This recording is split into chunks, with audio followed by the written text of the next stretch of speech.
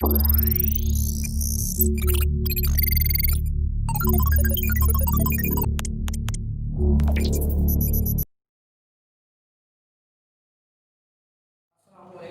Traders के साथ मैं नवीदा और जो हमारा आज का टॉपिक है वो है मल्टीप्लेक्सिंग। मल्टीप्लेक्सिंग क्या होता है कि हमारे पास जो अवेलेबल बैंडविड्थ होती हैं, ठीक है, जब हमने उनको एक लिंक के थ्रू मुख्तलिफ चीज़ों में शेयर किया जाता है तो उसको मल्टीप्लेक्सिंग का नाम देते हैं। फॉर एग्जांपल हमारे पास एक बैंडविड्थ है जिसका कुछ लिंक है, ठीक है, हमने उसको जो है वो शेयर करना है with multiple options. Multiple options कौन कौन सी है? या तो हम उस बैंडविड्थ का लिंक है उसको हम किससे शेयर कर सकते हैं, टाइम के लिहाज से शेयर कर सकते हैं कि इतने टाइम के लिए ये बैंडविड्थ शेयर कर दी जाए, या हम उसको फ्रीक्वेंसी के लिहाज से जो है ना वो डिवाइड कर सकते हैं, ठीक है, या हम उसको थर्ड है कोड के हिसाब से डिवाइड कर सकते हैं। तो हमारे पास वो बैंडविड्थ या वो लिंक जिसके अंदर हमारे पास जो अवेलेबल बैंडविड्थ है हम उसको क्या करते हैं, शेयर करते हैं विद दीज फैक्टर, जिसके अंदर टाइम, फ्रीक्वेंसी और कोड तीनों चीज़ों हमारे पास अवेलेबल होती हैं और हमने इन तीनों के लिहाज से किसी ना एक मेथड के थ्रू उसको शेयर करना होता है, ठीक है जी। अब मल्टीप्लेक्सिंग जो है उसके अंदर हमारे पास तीन जो है ना वो इंपॉर्टेंट मोड्स आ रहे होते हैं, जिसको मोड्स कह लें या उसकी टाइप्स कह लें। तो उसके पास हमारे पास तीन मोड होते हैं। नंबर वन हमारे पास है फ्रीक्वेंसी डिवीजन मोड, ठीक है, जिसको हम एफडीएम के नाम से जानते हैं। दूसरा हमारे पास टीडीएम है जिसको हम टाइम डिवीजन मल्टीप्लेक्सिंग के नाम से जानते हैं। और तीसरा जो है हमारे पास वो है कोडेड डिवीजन मल्टीप्लेक्सिंग, ठीक है। अब चूंकि इसका नाम फ्रीक्वेंसी जो है वो फ्रीक्वेंसी जो है उसके लिहाज से है, उसको हमने करना है, उसके साथ चूंकि टाइम है उसके लिहाज से टाइम के लिहाज से इसको करना है, और चूंकि ये कोडेड है तो हमने इसको कोड के लिहाज से देखना है। तो सबसे पहले हम देखते हैं जी फ्रीक्वेंसी डिवीजन जो है मल्टीप्लेक्सिंग उसको हम किस तरह से सॉल्व कर सकते हैं, ठीक है। तो यहाँ पे मैंने क्या किया है, ग्राफ ड्रा किया है, ठीक है, जिसके ऊपर हमारे पास जो इंडिपेंडेंट वेरिएबल होते हैं वो लेफ्ट साइड पे लिखते हैं, यानी कि हमारे पास हॉरिजॉन्टली आते हैं, ठीक है, और जो डिपेंडेंट होते हैं वो हमारे पास वाई एक्सिस के ऊपर आ रहे होते हैं, ठीक है। अब हमने क्या किया, हमारे पास फॉर एग्जांपल यहाँ पर हमारे पास 4 स्टेशन है, ST1, ST2, ST3 और ST4। अब हमने क्या किया है, चारों स्टेशन को टाइम एक कितना मिला हुआ है, ठीक है, लेकिन हमने क्या किया है, जो उनकी फ्रीक्वेंसी है वो हमने सबको क्या की हुई है, एक सवाल के लिहाज से सबको फ्रीक्वेंसी के हिसाब से डिवाइड किया है। जैसे कि यहाँ पे आप देखें फ्रीक्वेंसी एक की इतनी है, ठीक है, दूसरे की उसके लिहाज से उसकी वैल्यू बढ़ गई, तीसरे की उसके लिहाज से, चौथे की उसके लिहाज से। तो जब भी हमने मल्टीप्लेक्सिंग तकनीक को इस्तेमाल करते हुए तमाम के तमाम जो चैनल है हमारे पास, जो स्टेशन है जिनको हमने बैंडविड्थ शेयर करनी थी वो फ्रीक्वेंसी के लिहाज से शेयर करेंगे, ठीक है। तो इसका मतलब ये होगा कि तमाम की तमाम जो बैंडविड्थ है उनको फ्रीक्वेंसी के हिसाब से ही मिल रही है। मसलन फ्रीक्वेंसी के हिसाब से देखें तो ये सारी की सारी उसको टाइम और फ्रीक्वेंसी यहाँ से लेके यहाँ तक फ्रीक्वेंसी थी पूरी की पूरी मिल रही है, यहाँ से लेके यहाँ तक पूरी मिल रही है, ठीक है। उसके अंदर किसी किस्म की फ्रीक्वेंसी में कोई डिले नहीं आ रहा, मतलब जितनी फ्रीक्वेंसी हमने उसको अलॉट की है वो ऑल द टाइम उसको उतनी ही फ्रीक्वेंसी रहेगी, उसमें किसी किस्म का कोई डिले नहीं आएगा, ठीक है जी।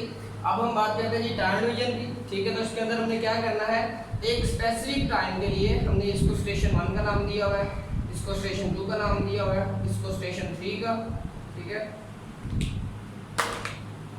अपने इसको स्टेशन 3 का नाम दिया हुआ है और इसको स्टेशन 4 का नाम दिया हुआ है। अब यहाँ पे आप देखें कि यहाँ पे हमने क्या किया था, फ्रीक्वेंसी के अंदर फ्रीक्वेंसी की वैल्यू उतनी ही थी, लेकिन जो टाइम था वो टाइम के लिहाज से पूरे टाइम में पूरी फ्रीक्वेंसी दी गई थी। अब टाइम के अंदर हमने क्या करना है कि उसको एक स्पेसिफिक टाइम के लिए फ्रीक्वेंसी देनी है, लेकिन वो पूरी फ्रीक्वेंसी नहीं है। क्यों? हमारे पास यहाँ से लेके यहाँ तक टोटल फ्रीक्वेंसी थी, हमने उसको 4 पार्ट में डिवाइड कर लिया, ठीक है। अब यहाँ से लेके यहाँ तक टोटल फ्रीक्वेंसी है, ठीक है, उसको हमने कितने हिस्सों में डिवाइड किया, 4 हिस्सों में। अब हर हिस्से का मतलब ये है कि एक स्पेसिफिक टाइम के लिए हर एक स्टेशन को उसके लिहाज से फ्रीक्वेंसी मिलेगी। मसलन यहाँ पे स्टेशन 1 है, स्टेशन 1 को यहाँ पे मैं सेकंड भी मेंशन कर देता हूँ, ये है 0 सेकंड, ये है 1 सेकंड, ये है 2 सेकंड, ये 3 सेकंड्स और ये 4 सेकंड्स। अब हमने यहाँ पे देखना है कि 0 से लेके 1 सेकंड तक के लिए जो बैंडविड्थ है वो हमने अलॉट की है स्टेशन 1 को, ये टाइम ड्यूरेशन की बात हो रही है। फिर हमने क्या किया, 1 से लेकर 2 सेकंड का जो ड्यूरेशन है उसके लिए हमने ST2 यानी स्टेशन 2 को दे रखी है। फिर जब तीसरा सेकंड आया तो उसके लिए हमने S3 को, उसके चौथा सेकंड आया तो स्टेशन 4 को। अब हमने क्या किया, इक्वल टाइम स्लॉट्स लिए हैं और उसी फ्रीक्वेंसी को, जो टोटल हमारे पास फ्रीक्वेंसी थी, वो हमने क्या किया, उन सबको कुछ टाइम के लिए अलॉट कर दिए, ठीक है। अब क्या होगा, जो ही हमारे पास 4 सेशन पूरे हो जाएंगे तो दोबारा से ये काम शुरू किया जाएगा यहाँ से, फिर क्या होगा, यहाँ पे स्टार्ट होगा हमारे पास 5 सेकंड, यहाँ पे दोबारा से आ जाएगा स्टेशन 1, ठीक है। स्टेशन 1 का मुराद ये है कि हमारे पास स्टेशन 4 के बाद फिर 1 की बारी आ गई, उसको फिर 1 सेकंड मिल जाएंगे, फिर इसी तरह से दोबारा ST2 आ जाएगा, ST3 और ST4 आ जाएगा। तो ये छोटा सा डिफरेंस है दोनों के अंदर। या फ्रीक्वेंसी डिवीजन के अंदर हम क्या करते हैं, फ्रीक्वेंसी को अलॉट करते हैं, किसी भी जो बैंडविड्थ का चैनल होता है उसको हम क्या करते हैं, उसकी फ्रीक्वेंसी के हिसाब से अलॉट कर देते हैं ऑल द टाइम, कि पूरा टाइम उसको यही फ्रीक्वेंसी मिलेगी, ठीक है।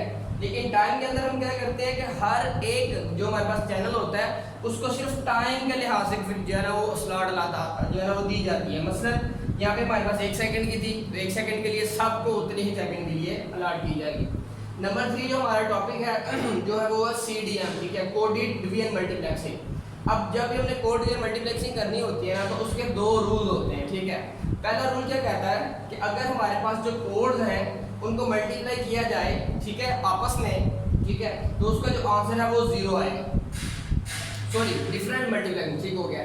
यहाँ पे कहते हैं कि अगर कोड्स है उनको मल्टीप्लेक्सिंग किया जाएगा तो आंसर 0 आएगा, लेकिन अगर उनको इटसेल्फ अपने आप से मल्टीप्लाई किया जाए तो उसका आंसर आपके नंबर ऑफ स्टेशन होंगे, ठीक है। यहाँ पे मैं लिखता हूँ 4 मैंने क्यों लिखा, क्योंकि जो हमारे पास यहाँ पे स्टेशन है वो कितने हैं, 1 2 3 और 4, ठीक है जी। तो हम इसको देखते हैं किस तरह से ये चार्ज वैल्यू दे रहा है, ठीक है। यहाँ पे मैं छोटी सी जो है ना वो फोटो बनाता हूँ, फिगर बना के उसके हिसाब से मैं आपको एक्सप्लेन करता हूँ। ये हमारे पास आ गया जी स्टेशन 1, स्टेशन 2 और स्टेशन 3 और स्टेशन 4। ये जी चारों आपस में कनेक्टेड है, ठीक है। अब हम ये देखना चाहते हैं कि S2 जो है वो ये जानना चाहता है, ठीक है, उसने ये नो करना है कि जो S1 है उसने मुझे क्या चीज़ भेजी है, क्या डाटा भेजा है, ठीक है। तो ये चेक करने के लिए वो क्या करेगा, उसको कोई ना कोई चैनल, कोई ना कोई बैंडविड्थ तो अलॉट की जाएगा जिसके हिसाब से वो उसकी वैल्यू को चेक करना चाहेगा, ठीक है। तो हम इसको किस तरह से देखते हैं कि फर्स्ट करें, हमारे पास जो चैनल है S1, ठीक है, उसका जो चैनल है वो C1 है, ठीक है, और उसका जो डाटा है वो D है या D1 कह लिया आप, ठीक है। S1 का जो चैनल था, ये स्टेशन था, उसका जो लिंक हमारे पास जो चैनल है वो C1 है और उसके जो डाटा है वो D1 है। इसी तरह हमने S2 को देखना है, S3 को देखना है और S4 को देखना है। S2 का जो चैनल में लिंक होगा वो C2 होगा, इसका C3 होगा, इसका C4 हो जाएगा, ठीक है। और जो इसका डाटा है वो D2 हो जाएगा, D3 हो जाएगा और D4 हो जाएगा, ठीक है।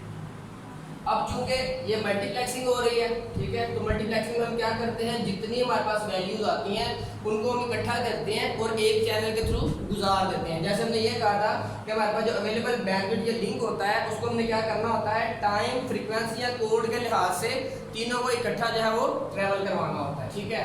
तब हम यहाँ पे देखते हैं कि इसकी वैल्यू किस तरह से हम इसको कैलकुलेट कर सकते हैं।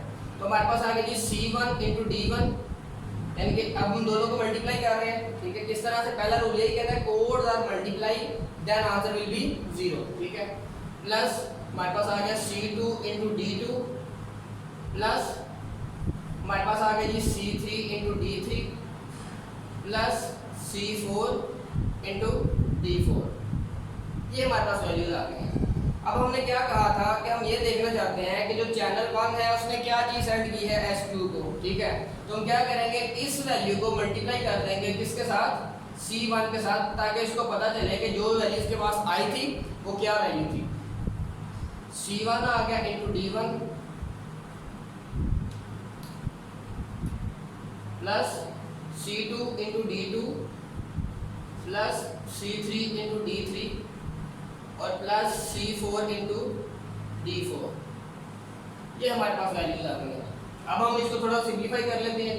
तो ये आएगा C1 × C1 × D1 plus C2 × C1 × D2, ठीक है जी, plus C1 × C3 × D3 plus C1 × C4 × D4, ठीक है जी। अब हमने क्या करना है, यहाँ से हमने इन दोनों जो रूल्स हैं हमने उनको देखना है कि वो क्या कहते हैं कि अगर coded are multiply then answer will be 0, ठीक है।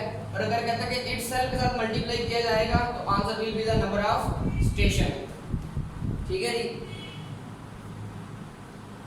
अब यहाँ पे देखेंगे इटसेल्फ के साथ मल्टीप्लाई किया जाएगा तो answer will be the number of station. तो यहाँ पे देखें, इसको मल्टीप्लाई हमने किया C × C0 C3 into C1 0, ठीक है। उसके बाद C1 इंटू C4 भी 0 हो गया, ठीक है। अब हमने कहा था कि अगर तो इटसेल्फ को मल्टीप्लाई करता है तो इसका मतलब है कि जो भी आंसर आएगा वो उसका डेटा होगा नंबर ऑफ स्टेशन के साथ। अब हमने C1 को C1 से मल्टीप्लाई किया तो इसका मतलब क्या है कि 4 चैनल चूंकि 4 है और D हमारे पास जो क्या है वो डाटा है। तो इसका मतलब ये हुआ कि S1 ने एक डाटा भेजा C2 को जिसका नाम क्या है D1, जो कि हमने क्या कहा था कि वो हमारे पास स्टेशन 1 है उसका भेजा हुआ डाटा है। और ये 4 से मुराद क्या है, मैंने बताया है नंबर ऑफ स्टेशन है टोटल, ठीक हो गया जी। तो this is all about CDMA, जिसके अंदर हमने 2 रूल फॉलो करने हैं। उनको फॉलो करते हुए हमने क्या करना है, देखना है कि किस तरह से ये जो है वो चैनल्स को मल्टीप्लेक्स करता है और उनका तमाम डाटा जो है वो एक ही लिंक और एक ही चैनल के थ्रू फॉरवर्ड किया जाता है, ठीक है जी। इसके अंदर किसी किस्म का क्वेश्चन आ गया हो तो आप पूछ सकते हैं, क्वेश्चन में कमेंट के थ्रू आप उसको पोस्ट करें और क्वेश्चन मेरे तक पहुंच जाएगा तो हम उसको एलैबोरेट करने की कोशिश करेंगे। मिलते हैं अगले लेक्चर में। अल्लाह।